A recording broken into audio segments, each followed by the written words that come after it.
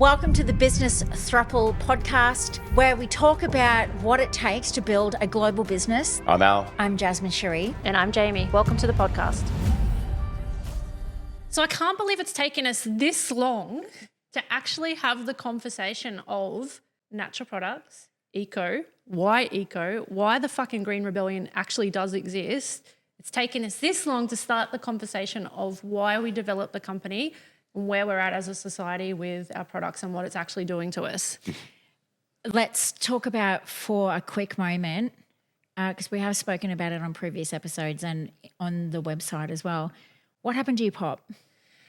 In 2010, my pop, a really fit man, like really fit, was still working, really active. He'd been a builder all his life.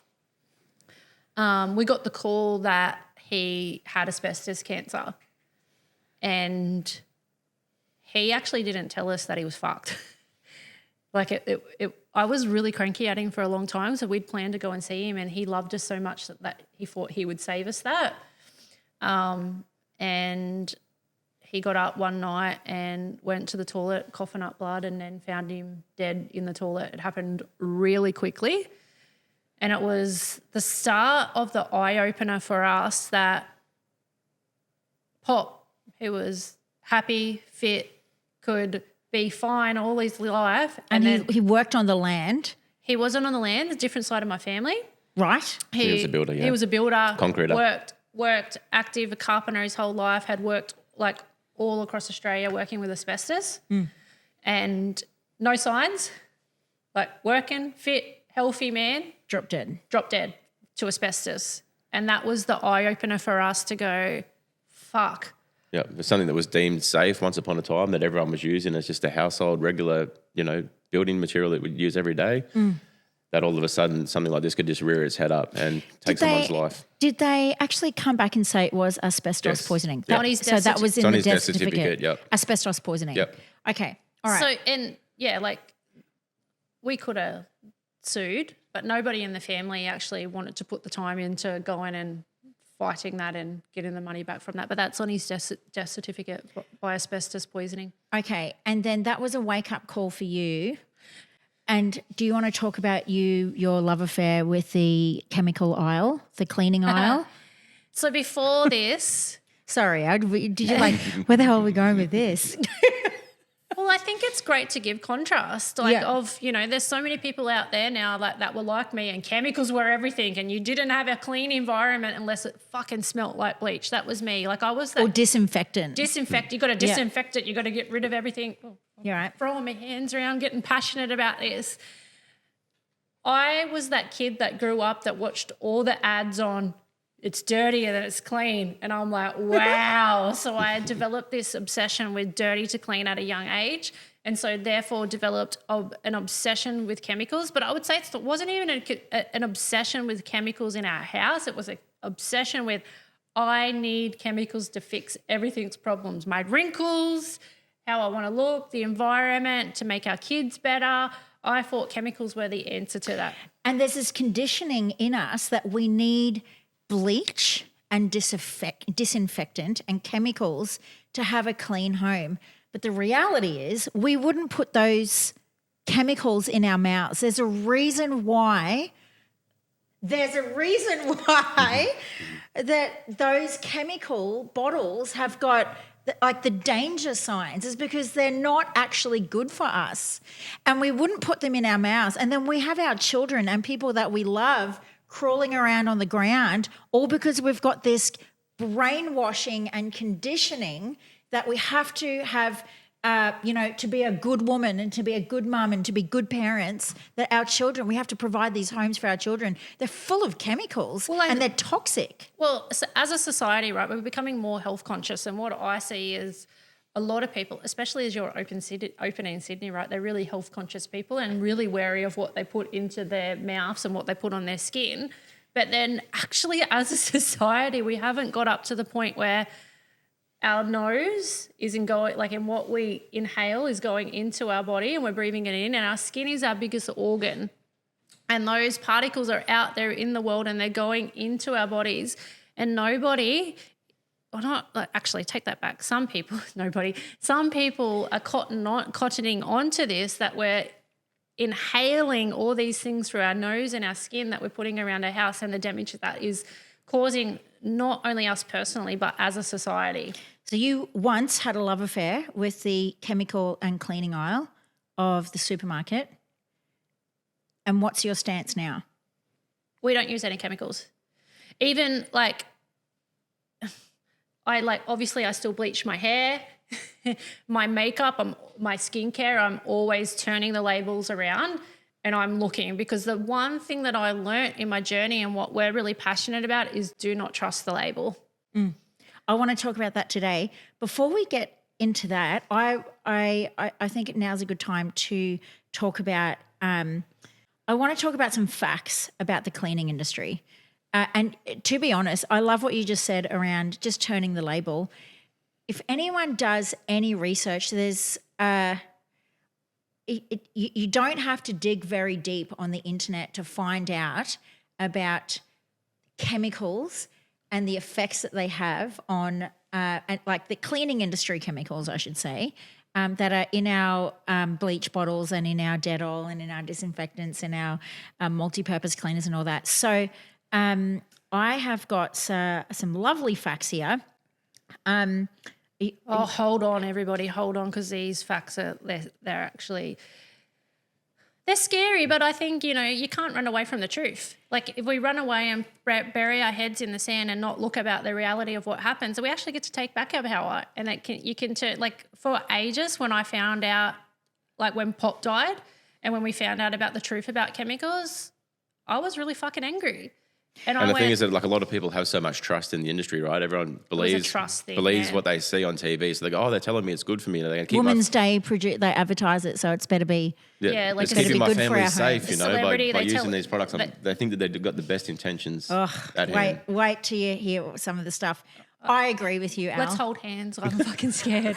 I already know all this, but if you're hearing this for the first time, my pre-frame is, don't let it be scary. Like, go. That's just awareness. It's just awareness. We're not here to scare you. We're here to empower you to make better decisions and more grounded decisions instead of just blindly walking through life and then going through something like Jamey's family. And you're not the only family where someone's died from asbestos poisoning. So let me get into these facts. So chemicals in household cleaners are 3 times more likely to cause cancer than air pollution. Mm-hmm. Number 2, more than 7 million, this breaks my heart actually, more than 7 million accidental poisonings occur each year, with more than 75% involving children under the age of 6. When I found these statistics, it took me back to a moment in my childhood where, Mum had been cleaning the house and I'd been out playing. I'd been out, whatever I was doing, playing. I got really thirsty and I saw a bunch of, like a tub full of water in the sink. And I went into the sink and I sculled it. And then Mum comes into, I'm like drinking. Anyways, I drank out of the tap. But I wasn't even drinking out of the tap. I was drinking the water that was in the sink. Yep. Mum comes into the kitchen and she totally freaks out. I was drinking bleach. And literally my mum like had an absolute conniption and I ended up in hospital that day. But so this is pointing to this thing. But I think this is accidental poisonings. But that's literally what we're doing. Like, you were it's not even actually a metaphor. Like, you were drinking it. When we use bleach, we actually are drinking, even if we're not lifting it and putting it to our face. We're inhaling it slowly, through our skin. over time. Yep. Slowly. And I would, like, off the top of that first one where you were talking about bleach and inhaling it, go and look at the statistics with women in cleaning and how more likely they are to develop get lung disease and die of some form of lung cancer or not be able to have a baby. Yeah. There's the data and the facts are out there. You just got to go and know where to look. And you don't have to look very far. It's not difficult. And when you open yourself up, it's like all of a sudden the cleaning aisle in Woolworths or in the supermarket doesn't actually have that greater pull on you because you're like, no, well, I don't actually need all these chemicals. So next fact, of chemicals commonly found in homes, 150 have been linked to allergies, birth defects, cancer, and psychological abnormalities. And that was from a study done by the Consumer Product Safety Commission. And then the final one that I've got, and there's so many statistics out there, but cancer rates have continued to increase every year since 1970. Brain cancer in children is up 40% in 20 years. And they say that toxic chemicals are largely to blame. And I'm pretty sure it was Harvard did research on pregnant women that use chemicals every day, so common household cleaning products. Of course, absolutely. These are women who are always at home, managing the home. And they also did research on women in workplaces that were cleaned every day with these chemicals. And one of the big statistics that did come out of that was brain cancer in kids. Yeah.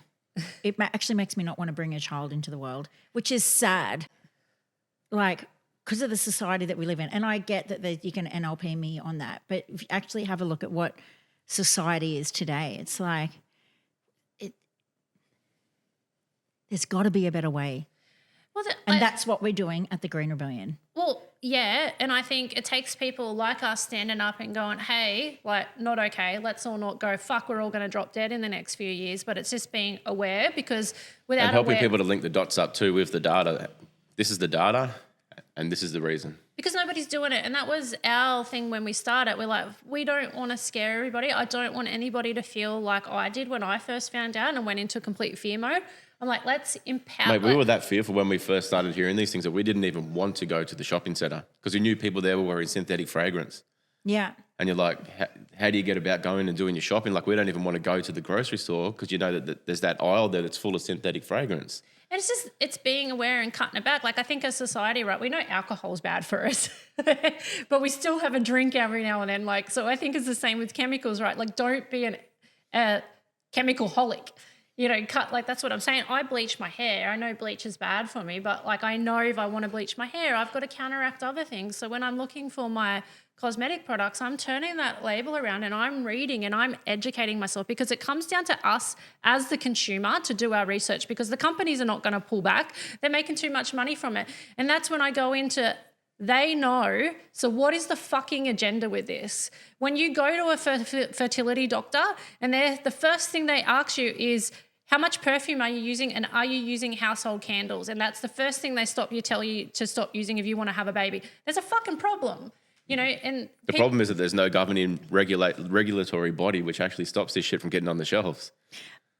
Right. I could not agree with you more. I got actually really mad when I was researching for this.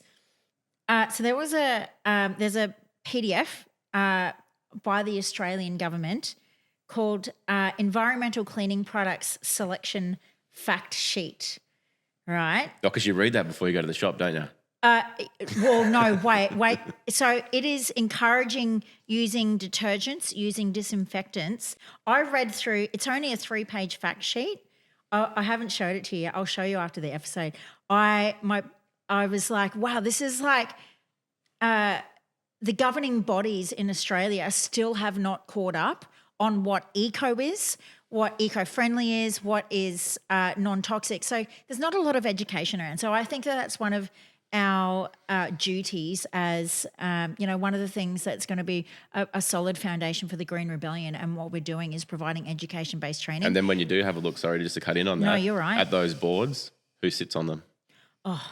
Who sits on the boards? The people that own the fucking companies. What we're doing, but when we started the Green Rebellion and to take 5% of the market, like we've said, it's not for shits and giggles and we want to be the company that, we own 5% of the market. We're starting with that because we know if we can sit here and bang our heads against a brick wall and try to, we can help with the education, but how we make the biggest impact is getting out and cleaning one house and one workplace at a time. And what we've come to realise in the last few weeks is that's actually not enough. And so we're now starting to get our toes in and look for people in government and parliament that can help us with this mission.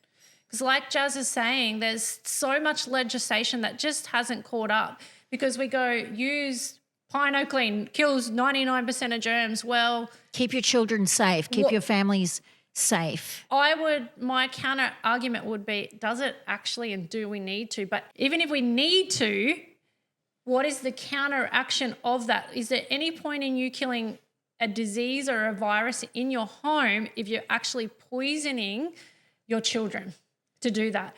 And if we do need to kill germs, we know hot water does that. Salt. We know salt does that. Bicarb soda. We know that many essential oils do that. So why are we poisoning Eucalyptus oil. Why are we poisoning our children? Why? Yeah. And we've proven at the Green Rebellion, we use 2 products. They're chemical free and we know they clean a whole house. We know this. We wouldn't have grown to where we are right now if we weren't doing a good job with 2 products. Perfect that you said that. I've got 3 questions for you guys. Does eco-friendly mean chemical-free? No. No. You'll see a lot of products, right? And they'll have that tick of approval and they'll say eco. People actually pay for that. It's like the Heart Foundation. Yep, they actually pay for that tick. And what eco means is some board has actually just gone, yeah, that's safe to put down our drains. Safe to go down the drain, is what they've said, yeah. It doesn't mean it's not chemical free. They just go, that's safe to go into our marine aquatic area. That's all that means. And then you'll get some people that actually pay for the natural organic label. They'll pay for that. It's not. And how they justify that is they'll have one product. One ingredient in that product. One ingredient. That's organically sourced. That's all organically sourced. So I could have 50 other synthetic chemicals in there, but as long as there's one organic product in there, they can put organic on the label.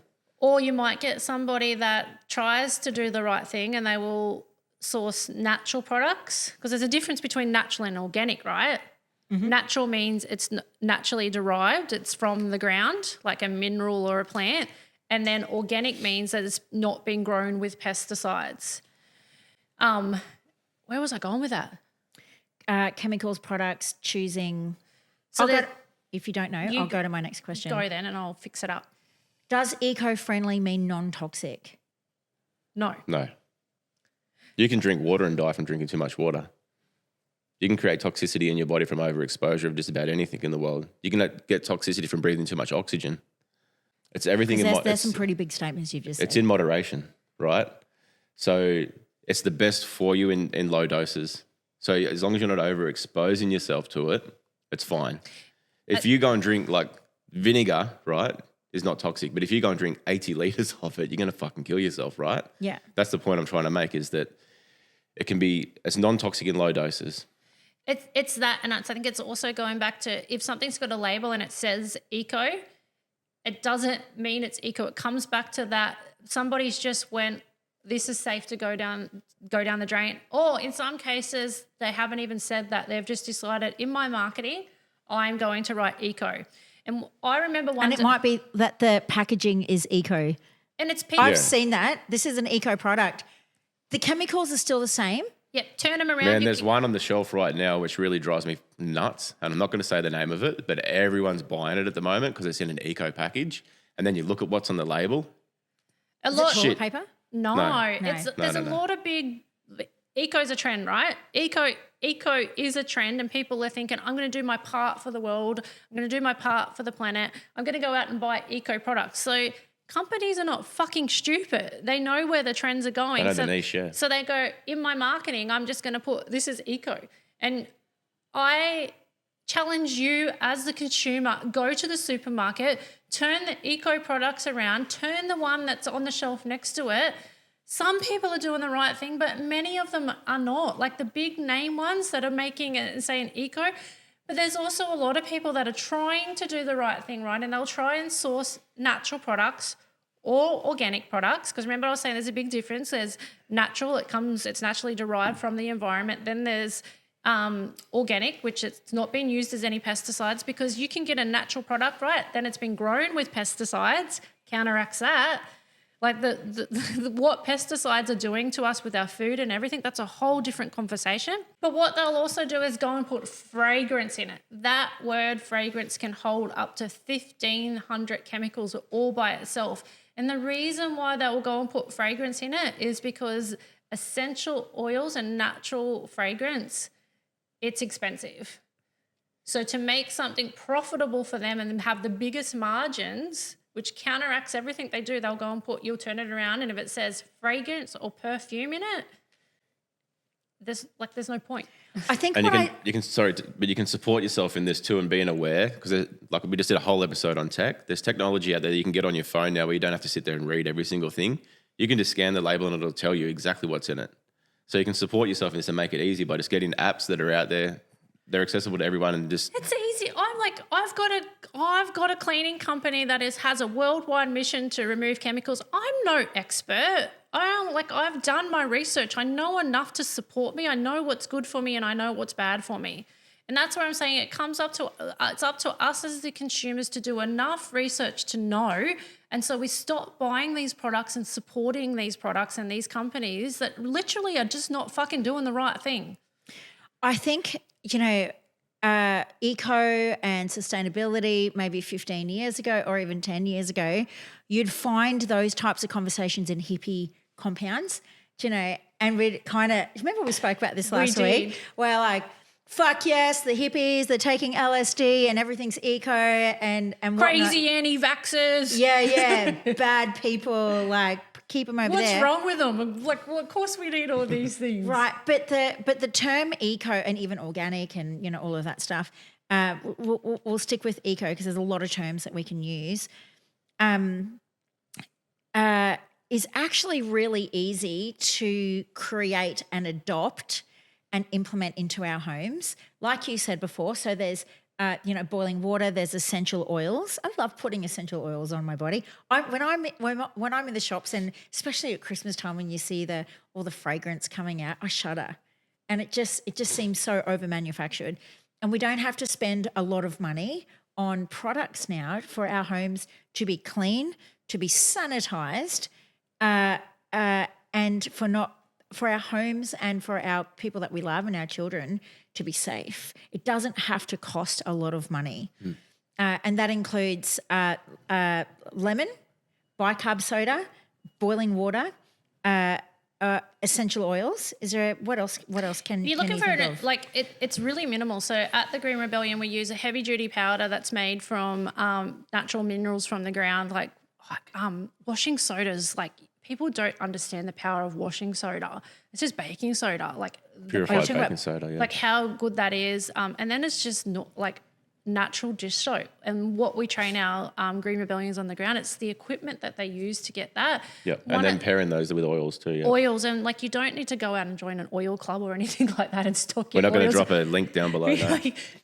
Join our MLM on oils.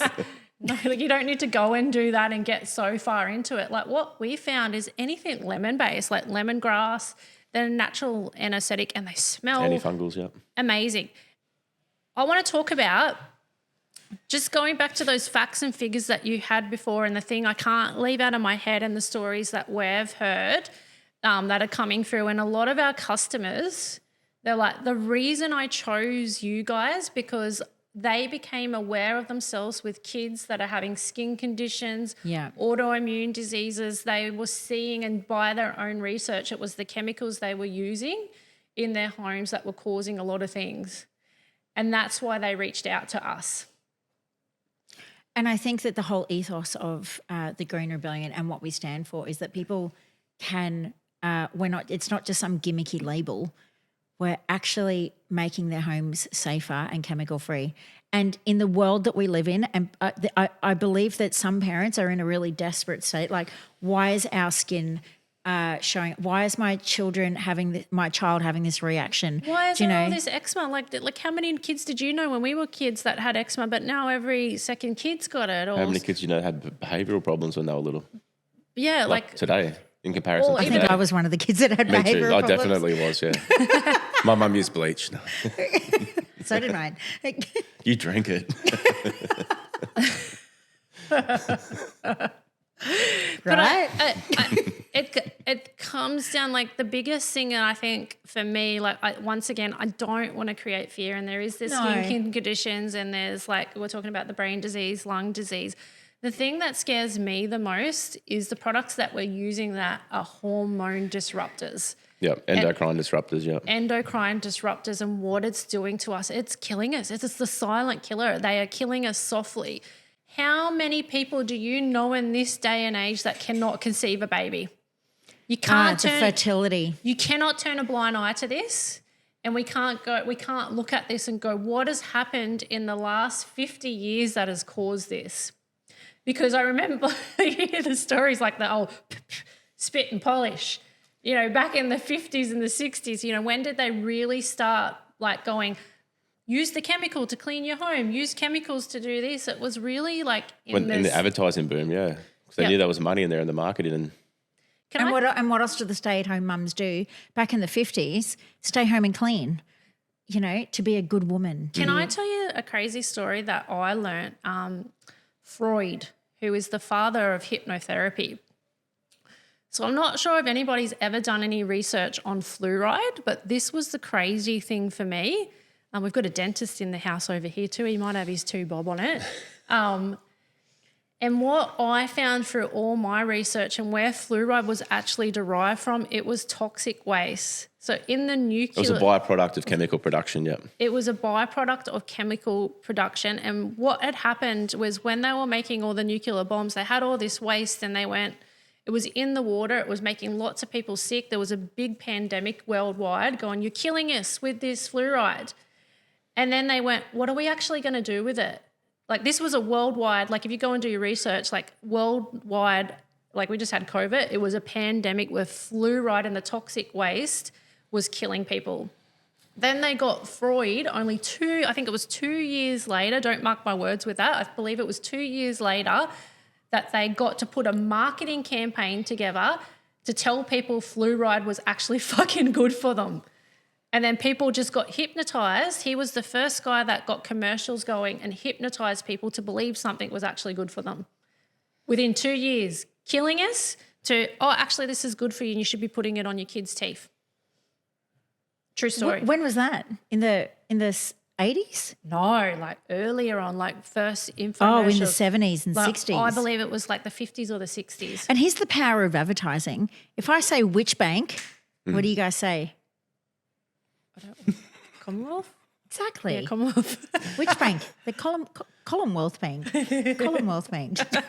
I just wasn't going to drop it in support of him, but anyway, it's okay. Yeah, let's not. But that is the power of advertising. Yeah. That's the brainwashing Yeah. that we have. So the generation before us that were parenting in the 60s and 70s, or maybe 2 generations before us, we didn't have access to the internet. We didn't. So TV was how we got. My mum, bless my mum.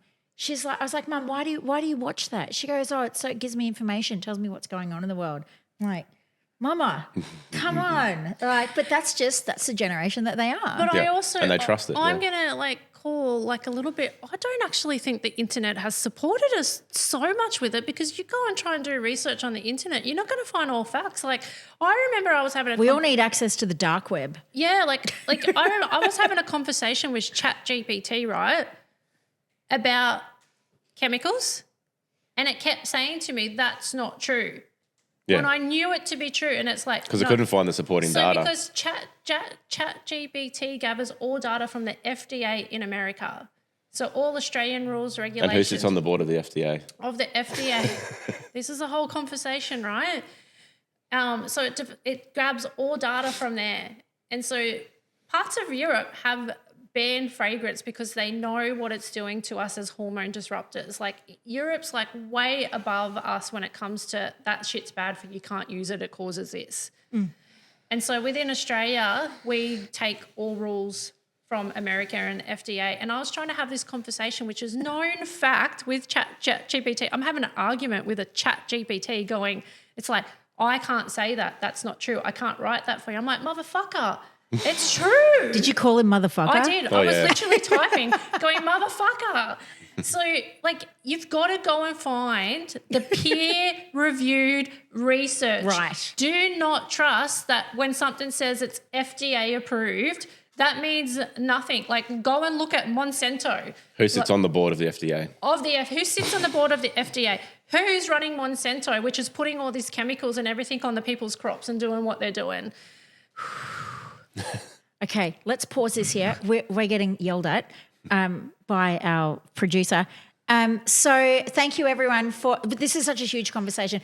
I feel like we can pick it up, in a couple of episodes' time, because it's huge and it's there's so many avenues that we can take with it, and it's a really important conversation. This is why the Green Rebellion exists today, is we're so passionate in doing, it is God's work. It's not just about cleaning. We're not just this tech company that has revolutionized the industry. The biggest part of what we're doing is doing our part to remove chemicals one clean at a time.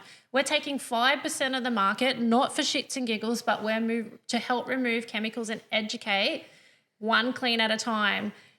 We're getting our nose in, we're getting our asses in, we're getting dirty, we're finding the people that are going to help us get this mission out there. Please help us. Share this content. Go and do your own research. Don't trust Google. Get the app Chemical Maze and start educating yourself on what chemicals are doing. Don't get scared. Just get proactive. And if you'd like to find out more information, click on the links below. Reach out to Jamey, myself, or Al, and we'd love to have a conversation with you. Brand licensees, we're looking for you to help get this company worldwide in the next 2.5 years.